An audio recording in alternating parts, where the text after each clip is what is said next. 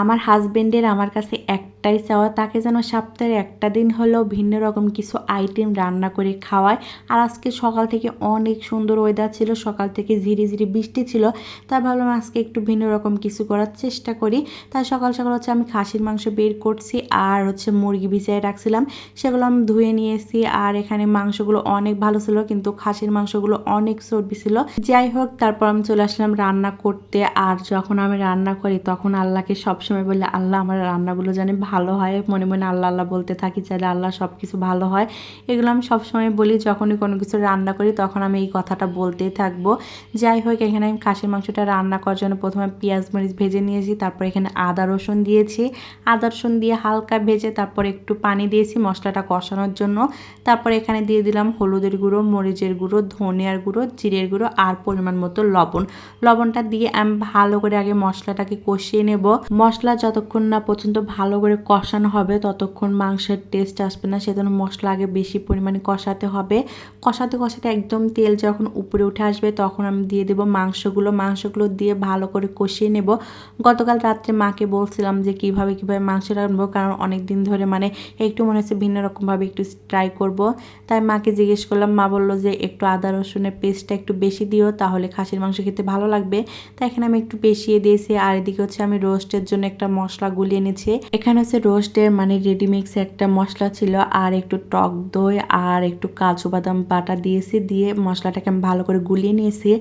আর এখানে হচ্ছে আমি মুরগিটা ভেজে নিয়েছি, অল্প একটু ফ্রাই করে নিয়েছি, বেশি কড়া করে নাই। এখন হচ্ছে আমি মুরগির রোস্ট করার জন্য মশলাটা ভালো করে কষিয়ে নিয়েছি। একটা আর দেখানো হয়ে নাই, কারণ অতগুলো দেখাতে হলে না ভিডিও অনেক বড় হয়ে যায়, তাই দেখায় নাই। আমি যে রান্নাই করি না কেন সব কিছু একটু শর্টকাটে দেখানোর জন্য চেষ্টা করি।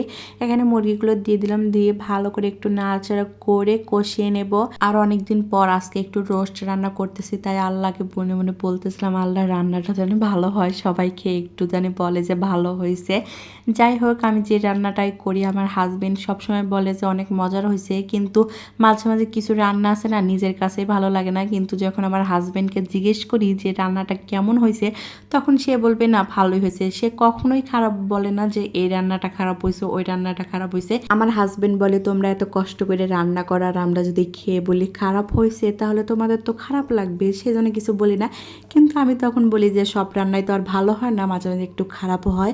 যাই হোক, কথা বলতে বলতে আমার রান্না প্রায় শেষের দিকে, আমার রোস্টটাও হয়ে গেছে। আমি একটু পেঁয়াজ বেরেস্তা দিলাম, দিয়ে আর একটু ঝোলটা টেনে আসলে আমি নামিয়ে নেব। ওদিকে হচ্ছে আমি খাসির মাংসটা ঝোল দিয়ে দিয়েছি, শেষে হচ্ছে একটু বাগার দিয়ে দেব। এখানে হচ্ছে পেঁয়াজ, তেজপাতা আর একটু জিরা একটু ভেজে তারপর এখানে আমি বাগার দিয়ে দিলাম। খাসির মাংসে একটু বাগার দিলে খাসির যে একটা স্মেল থাকে সেটা আর থাকে না, খেতে একটু ভালো লাগে। এই তো আমার রান্না বান্না কমপ্লিট। আর এদিকে অফ ক্যামেরায় আমি পোলাওটা রান্না করে নিয়েছি, যেহেতু হয়ে গেছে একটু উল্টে পাল্টে দিচ্ছিলাম, একদম ঝরঝরে পোলাও হয়েছে। আর উপর দিয়ে একটু পেঁয়াজ বেরেস্তা দিচ্ছিলাম, দেখতে অনেকটা ভালো লাগবে। অনেকদিন পরে পোলাও রান্না করলাম, আমি তো প্রথম একদমই পোলাও রান্না করতে পারতাম না, পরে আপু হচ্ছে আমাকে শিখিয়ে দিয়েছে, এখন মাশাআল্লাহ অনেক ভালোই পোলাও রান্না করতে পারি। এদিকে খাসির মাংস হয়ে গেছে, আর এই তো মুরগির রোস্টটাও হয়ে গেছে। সব কাজ শেষ করে মা মেয়ে ফ্রেশ হয়ে এই তো একটু বারান্দায় দাঁড়িয়েছিলাম। এত মেঘ করছে আর এত সুন্দর বাতাস, আমরা তো দুজন অনেক কথা বলতেছিলাম। আমার মেয়ে তো বলতেছে ফুল ফোটে না কেন, আমি বললাম যে সামনে ইনশাল্লাহ ফুল ফুটবে। আর এদিকে দেখেন কি মেঘ করছে যা বলার বাহিরে। এগুলো দেখতে দেখতে মেয়ের এসে বাবা বলতেছে চলো খাবে না, এই তো তা আমরা খেয়েও নিচ্ছিলাম। সবগুলো রান্নায় অনেক অনেক মজার হয়েছে, সবাই বলছে অনেক মজার হয়েছে। আর খাইতে খাইতে এদিকে দেখি ঝুম বৃষ্টি নামছে, অনেক ভালো লাগতেছে। এই তো সব কিছু মিলে আজকের ভিডিওটা এখানেই শেষ করলাম। আল্লাহ হাফেজ।